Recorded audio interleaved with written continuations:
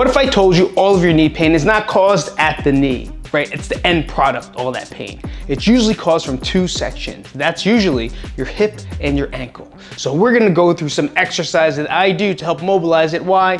Because I have a torn ACL. I live with knee pain. So now I want to manage it without having to get surgery. And if you're on the same boat as me, check out these exercises to help prevent getting those knees into any more pain, because you don't want the knife, you don't want the lights, you don't want the Novocaine. But I've been there, I've torn stuff, I've had surgery, I've had a big surgery known as a full hip replacement, so I get it.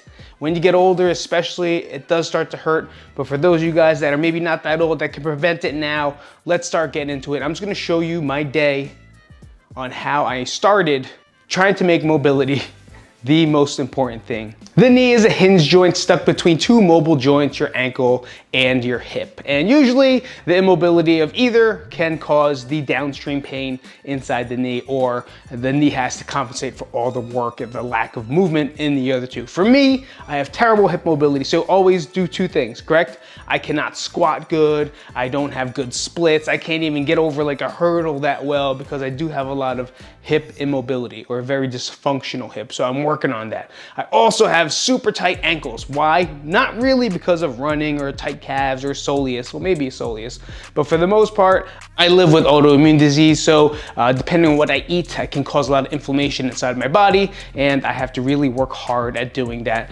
And in just a recent week, I threw my back out. Why? Because I put a dumbbell back the wrong way, and I wanna say that I wanna blame the dumbbell for that, or I wanna blame my form for that. No, you can't blame that one thing that happened. It's the multiple things that I do throughout, or the multiple things that I don't do, is what's causing my hip mobility to be a bigger problem than it is my back or than it is my knee.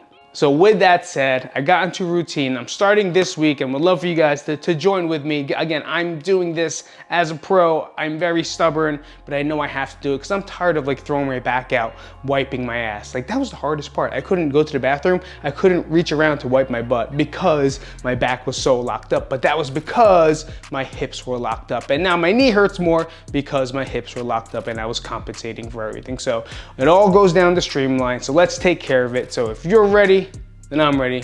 Well, then let's do this. So what you might need are two things, okay? I have a massage gun because I like to do some soft tissue work, or you can just foam roll if you'd like to. I was very lazy coming back from a road trip, so now I use this a lot. Today, hit my quads right near the top of the knee. I did my calves, and then I did my glutes, adductor, and even my chest. You know, why not? Because it just felt a little tight. But what you're also gonna need is something to kind of counterbalance. So like a pole, a stick, or anything, even just a wall or TRXs. And since I'm in the living room, I don't have much to have here. So I'm just gonna use this little door stopper that I have to protect my house from people trying to open up the sliding door. Okay, so the first thing I'm going to do is ankle dorsiflexion, so which means like knees over toe. All I wanna do is hold my foot down onto the ground, and then I'm going to just rock forward, get my knee over my toe, and then bring it back, okay? So knee over the toe, and then bring it back. So full bang, bop. And I'm trying to keep the heel flat on the ground.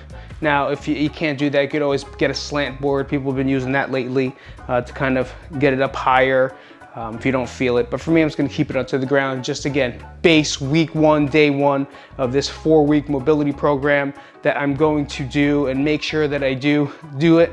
So if you want to join me on this, please just, you know, comment down below, let me know. We're gonna do both sides. I definitely do 10, but I make sure to do 10 on that side. I want to make sure I showed you the other side. So you're gonna do 10 on one side, 10 on the other side, and you're gonna do this for 2 sets total, okay? So rock again, heel is down onto the ground, big toe into the floor. I'm gonna show you how I reinforce that big toe strength with a tool that I use at the end, because right now we're just mobilizing the joints and just getting it through ranges of motion that don't have to feel too hard right now, right? But as you progress, you're gonna start to want to progress. And don't forget to breathe, always. Again, so 10, rocks forward, oof, and then 10 on the other side, 2 sets total. So again, you're gonna wanna rock forward into it, and then I want my toe into the ground, so I'm pushing my big toe down into the floor. Knee's gonna go over the toe, heel coming down, you feel a stretch. all back here. Again, if it's a painful or aggressive, feels like it's burning, please take it easy, stop right there, and maybe just do something else a little bit more regressed and lighter. Maybe just pointing your toe back and forth to start to get a little bit more mobile. Support yourself anyway onto a table. I like to sometimes hold onto the couch. Obviously, I can't do it here, but definitely a counter always helps, especially if you're just working on balance, and that's already the hardest part. I want most of the focus to be right here at the ankle. We're gonna dorsiflex there and just get that range of motion, okay? So we're gonna go 2 sets of 10 on each side, and that's it. Just to take a break anytime you want and don't rush through this. Second movement we're going to be going to is a iso squat. But I'm gonna use a pole. I don't wanna sit here and just try to hold the squat where my hips are fighting for it. I'm gonna show you 2 ways really quick on how I can do this. I usually do it with a pole or a foam roller or something, or if you have TRXs or any type of suspension, you could use those to hold on to, depending on your level, right? If you are a little bit more experienced, then maybe you can hold a dumbbell or a kettlebell and hold it into the squat to really weigh down the squat. But we're holding it for 30 to 60 seconds, 30 to 60 seconds. So let me get my timer really quick. Oh wait, I have a watch here. So you can use your watch. I like to use a timer. Why? Because if I count, sometimes I go a little faster than I need to, or then I forget. I'd rather forget though, for the most part, than it is to really hold on to the real time. So I'm gonna go into iso squat with an anchor, right? Something to hold on to, something to support me with. So here, down, feet shoulder width apart. If you're a little tighter, then you can go a little sumo-y. If you really wanna focus, go a little closer with the toes, okay? So I like to go shoulder width apart, slightly pointed out. Now I'm going to sit and find, see right there, it's tight already. But I know I can go deeper than that, but I feel it already in the hip socket. So I just wanna focus here and using this as my pry and my hold, okay? Up top. And you'll notice as we go in, oh, I'm shaking. As the sets go through, it's gonna open up more and more. You'll see my range of my hips. Now from here, my knees wanna fight in. Now I really want to try to fight them out and breathe out, putting as much weight as I can into this post here to help me sit more. Really tough. It really hurts. It is not fun. But who said mobility is supposed to be fun? It's 30 to 60 seconds. For the video's sake, I'm gonna stay for 30, but I'm a little more experienced, and I definitely would be programming myself for 60 seconds, maybe a little more. Deep breath in, and get out of there. Gosh, that does not feel good. That is so tough. Oh my God, I'm lightheaded. Whew, I'm lightheaded, my friends. I'm lightheaded. And that's when you know like your hips are jacked up. That's when you know that you have to do work, right? Because I could bench all day. I could do this all day. I could do this all day. I could do this all day, but I can't do this. I can't do a bodyweight squat without being in pain. Come on, man. You know what I mean? Like, where are we? Let's just stop already. Stop chasing the ego and let's just do work. And this talk is me just talking to me, because I hate this shit. I really do. But I know better, right? That's like saying, I don't know, that's like knowing you shouldn't rob a jewelry store, but you still go out and rob a jewelry store. Does that make sense? I don't know if it does, but to me it does. So again, everything today is gonna be 2 sets. I'm gonna go into another set. You can watch my pain if you'd like to. Camera 2, here we go. I'm gonna try it without. Let's see if the depth goes down a little bit more. So now I'm gonna counterbalance. Now you can hold a plate or a dumbbell. This is just a variation number 2. Big toes are into the ground. Sit, oh, that doesn't feel good. And we're gonna stay here for 30 seconds, right? Whew, I didn't check time, there it is. But being here, like I wanna push these knees out, right? I wanna focus because they really wanna drive in. These knees wanna push in really hard. Whew, but this already feels better. I'll tell you right now, I did that first set, and now this second set feels a lot better. Now I have space to kind of drive those knees out. I just want to be careful because I do not want to throw my back out. So let me focus, because I very much so always throw my back out because my hips are tight and locked up. That's how you have to, stupid. I like other watches. 3, 2, 1. Take a deep breath in, belly breath.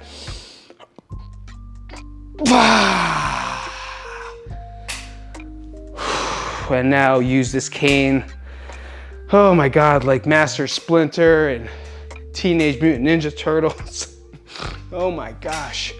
So that's 2 and 2. So we got dorsiflexion for 2, iso squat for 2. Now we're gonna go cat-cow with a pelvic tilt. Let me show you what that's gonna look like. I'm gonna bring it down to the ground. For you guys that have a mat, get a mat if you can. You don't see, that's Otis. He's tired, he misses us. All right, oh yeah, that's you. Oh, you got drool coming out of your face? Oh my gosh, he got drool. He's drooling. Okay, cat-cow. Very yoga-esque. That didn't sound good. Yoga-esque. So we got cat-cow here. What I want to do and focus on is my positions of my butt, my legs, and my hands. All right, so hands, open up the hand all the way. Don't go small hand, very big, open hand here. Now I want to go tabletop. Hands over the shoulders over the hands. I don't want to lean back into this. Okay, not wrestling. I don't want to sit back into my heels. I want to do opposite of a wrestling referee's position. Put all the weight onto the hands, equally to the knees. Feet, you could either put flat or up here. It depends on you. For me, I kind of like it flat, and then I'll move into toes pointed up. So the main thing here is we're going to go into a slight arch. Look up. Exhale. Breathe out. Rounding out, pushing my shoulder blades, spreading them.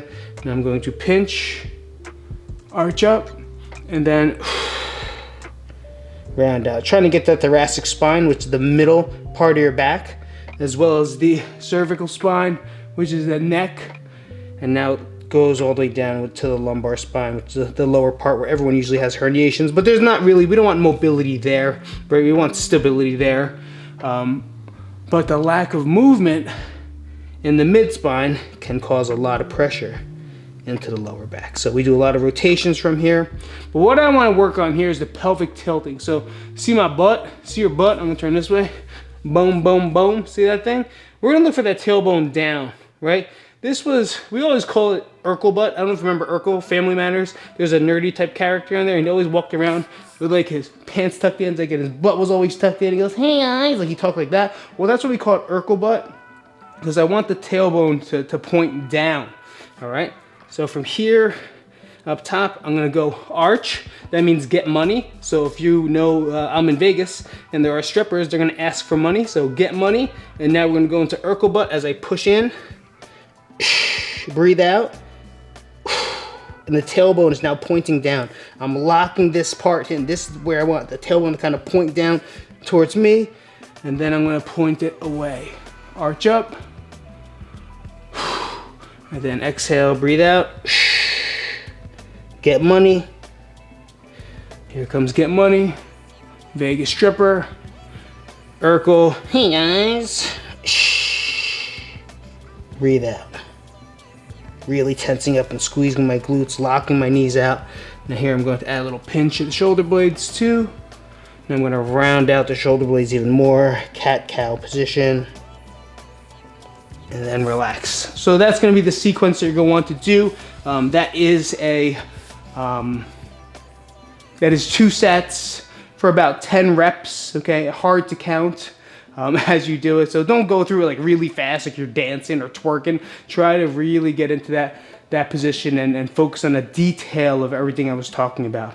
Second thing is gonna be 90-90 mobility or 90-90 hip switch, okay? All that is, it might be tough for some of you guys. For me, this is a tough one. I have a fake hip here, I have a super tight hip here, so this motion is tough for me, so I have to really maneuver my hands around. Some of you guys, if you're strong, they do it this way, you know what I mean? You'll see like football players and like young college athletes doing it, which is great. I love it, and I can't wait to get to be able to do that soon.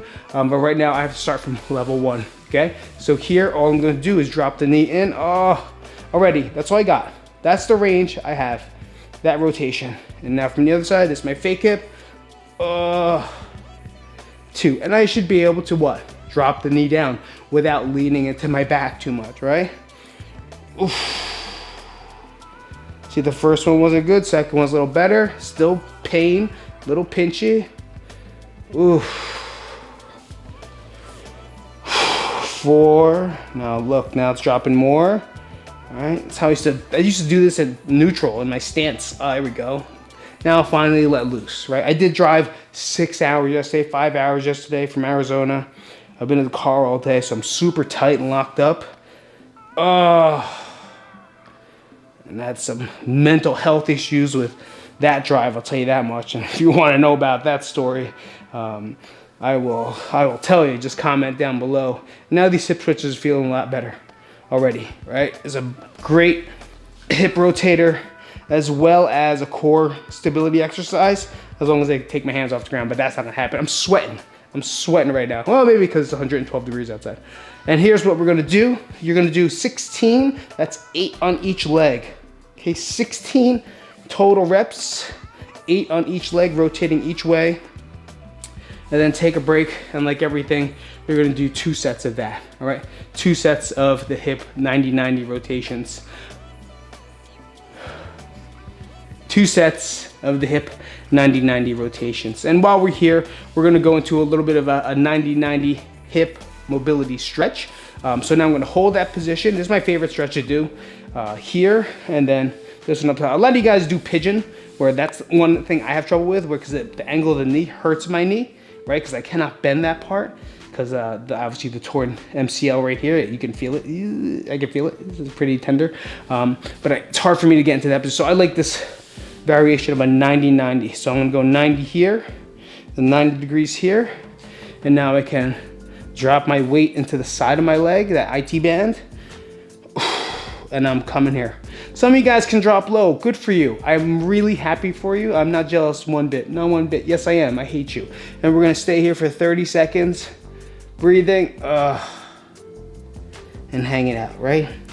All the weight's going to this leg nice and flat. I'm trying to get this chest dropping here. And now, after 30 seconds, I'm gonna drop down to my elbow. And I'm gonna get a hip flexor stretch here. So now I'm gonna stretch the quad out, squeeze my glutes, and I'm gonna hang out here, right? Some people like to add a little bit of a lat stretch. You can reach up, get this whole side line, all the way down. This can open up the hips really well, so the knees can, you know, bend and balance and take all the weight it needs to. But when everything is tight around it, this poor joint right here, this poor hinge joint, takes all the weight, takes all the pressure, takes all the movement for our lack of rotation, right? Our lack of hip mobility, rotating the hip that way, our lack of hip stability because our glutes are weak, or our lack of thoracic immobility inside that T-spine, which is like right here, like to here, right? That rotating, I have terrible rotation. I have like 3 herniated discs there. That's gonna cause a lot of back pain, because now I can't fall into a squat. And then when I fall into a tight squat and I try to rotate, I can't even rotate. So that's when I herniate my discs, or I pull the knee, right, too much. So again, it's never really a knee issue. Usually it's a knee issue when you get like blunt traumatic, like a hit, right? Something happens there. But for the most part, it's usually something else that's compensating. The knee's compensating for something else in that body most of the time. I'll even say like 98% of the time, even though it's a fake number. Don't call me on that, but it's definitely a lot. So again, I'm gonna do it on this side. It feels a lot easier on this side because this is the fake one, so I don't know naturally where my leg falls anymore on that hip. And then I'll stay here for, again, 30 seconds to a minute if you want. And then you can drop down to the elbow. Big squeeze for another 30 seconds to a minute, depending on what you want. And you could do this one for about 1 to 2 sets. I would say, just since we're in the method of doing 2, let's do 2 sets here.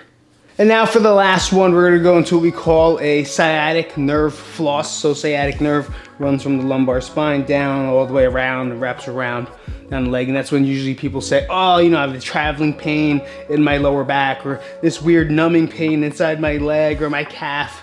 A lot of times it's your sciatic nerve. So I definitely advise, even if you do or don't, to do some sciatic flossing, because it's super easy, super simple, and it's a great way to warm up. So this whole sequence is going to be my initial warm up before I do my workouts. If not, at least I get it done early in the morning, and then I can, you know, at least move around better, and then I can work out later on at night. But for the most part, I'm going to try to do this first thing in the morning, as always, nice and gentle. Maybe go for a walk first to warm up the body, like a light one, because I do anyway, I walk the dogs. And then after that, I'll go into this reset instead of going right into my workout. So sciatic nerve floss, you'll lay flat on your back, feet down, knees up, okay? This will help the low back relax. And now from here, all I'm gonna do is take one leg up, point the toe towards the face. Okay, you don't wanna relax here. I wanna point my toe towards my face so I really get that tib, this activated, and stretch the calf, and that'll really pull the sciatic nerve. And now I'm just going to glide. Nice and easy. So my lower back is staying placed into the ground here while I'm flossing this nerve. All right, a little bit of stretching. You feel a little pulling, even a little burning in the calf. That's where I feel mine right now. And of course, some tension here in the hip. One of my friends calls the hip poppers because our hips pop all the time. And you want to get 15 reps on this one, maybe 20. Depends on how you feel.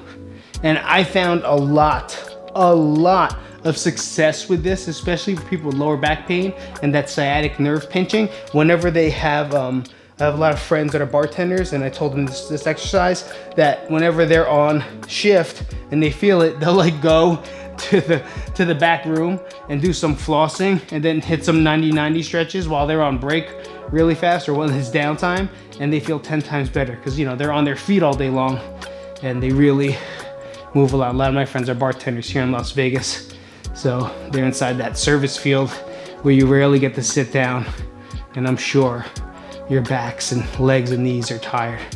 All right, so again, 15 to 20 on one side, 15 to 20 on the other side, and then we'll do that for 2 total sets. Now after that, I'm just gonna say, as a natural rule, I like the hip reset, which means just doing a couple glute bridges. If you wanna do sets of, 2 sets 15, it never hurts to add a little bit. But for the most part, you're done. But let's just get a reset just so the hips kind of lock back in. I'm just gonna hold, big squeeze, glutes active, bring it back down. Now again, you could do 1, 2, 3, and then get out of here, but you could also stay here and just do a couple sets of 10 if you have time, right? A little glute bridges never hurt nobody. And it's always a great exercise to do, whether you are warming up, whether you're cooling down. But even more importantly, it's important to make sure your body feels good. So after the age of 40, it just doesn't feel good. And we always blame our knees, right? What my knees this, my knees that, how I help my knees. When the knee is never the issue, it's always the hip. It's always the ankle. It's one or the other, or sometimes even both, right? The immobility of the 2 joints while the one joint in the middle is stuck takes on both. So if my ankle's not moving correctly, my knee's got to compensate. Or if my hip's not moving correctly, my knee's got to compensate. And again, if you're an athlete or an ex-athlete and have been working with dysfunction, man, I'm gonna tell you right now, it is not a fun road. And a lot of times we blame the knee, we blame the knee, but there's other things around the knee. Like we'll ice it and we'll, get fucking red hot therapy. I can't think of the word. We'll put red ultralight, I can't think of it, it's okay. We'll put that on there, right? We'll put icy hot, all this stuff, but we won't do the stretches, we won't do the mobility exercise, we won't do the core exercise to make it better, make it stronger, so we can be a better older athlete as we move along. All right, so hopefully you got a lot out of this, guys. Let me know if you have any questions. I'm gonna be doing this every single day. It is my 4-week challenge to myself. If you want to join this challenge, please just jump along. You don't have to comment, you gotta sign up. You don't do anything, but if you have any questions in the process, just feel free to do it. And I will do maybe lives, or I'll do other videos in retrospect to this based off what I feel and how I'm progressing these week to week. So I'll talk to you guys later. If you haven't subscribed, I hope you guys have a great day. My name is Coach Pete. Thanks for coming out to the channel. Ooh, okay. You saw that? You saw that? You saw that? You saw that? Boom. Boom. Without pay. Ooh, that's day 1. Let's have it. So we tested, and here's the retest. Oof, oof, oof. A little compensation on this ankle. See how it's turning out? Not too bad as before though, but already feels nice. Oh, I can't wait to end this 4 weeks. Come on, baby, let's do it.